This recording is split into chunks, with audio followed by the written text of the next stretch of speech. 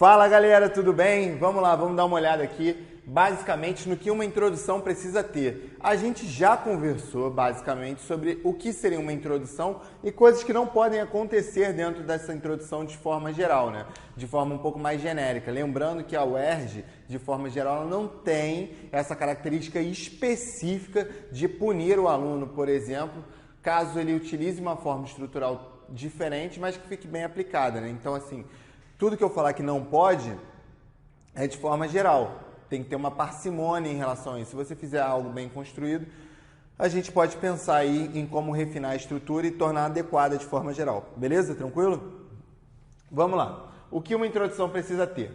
Tese. Essa vai ser a principal ideia que a gente precisa ter aqui. Isso não tem como fugir. A tese vai ser basicamente o momento em que você expõe, né, o eixo principal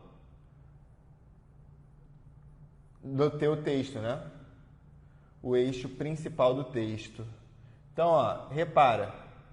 Quando a gente fala que vai preencher o eixo principal do texto, eu estou querendo dizer, basicamente, que você vai ter uma frase crítica e contundente que, basicamente, explique para o seu leitor, para o seu corretor leitor, o que, basicamente, o seu texto está pretendendo. Beleza? Tranquilo? Então, se tiver uma pergunta no tema, a tese é o momento ideal para que você consiga, de forma geral, alcançar a resposta dessa pergunta logo no início do texto e garantir uma linha de raciocínio bem delimitada ao longo da sua redação. Beleza?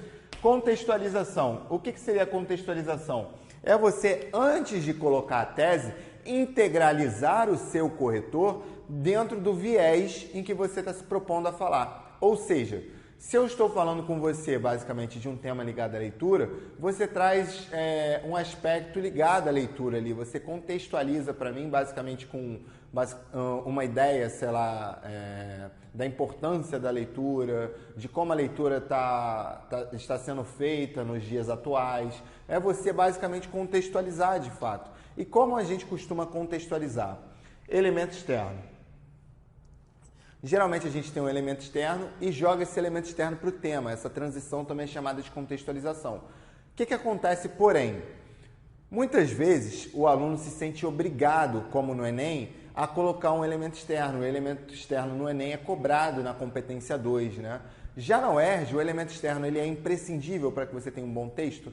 Não, aqui a gente está preocupado com a autoria, mas se a gente puder pensar aí de forma genérica, de forma geral, o elemento externo, muitas vezes, o aluno simplesmente escolhe qualquer um que não tem uma aplicabilidade forte e acaba colocando e acaba prejudicando o próprio texto. Então é preciso que você tenha uma seletividade importante, um filtro bem específico para que você selecione o seu elemento externo. O elemento externo, basicamente, vai ser qualquer assunto de uma outra área do conhecimento que venha agregar ao seu texto, né, de forma geral. Então, é possível fazer com elemento externo? Sim, é possível fazer com elemento externo e sem elemento externo. O que a gente observa na UERJ? Que geralmente as redações de nota 20, 18, 16, elas trazem um elemento externo. Nos últimos anos, o que tem acontecido bastante? As alegorias baseadas no livro, por exemplo. Ou seja, por intermédio do livro do ano, né, que a UERJ propõe, Seminarista, Vidas Secas, aí, agora o 1984, né?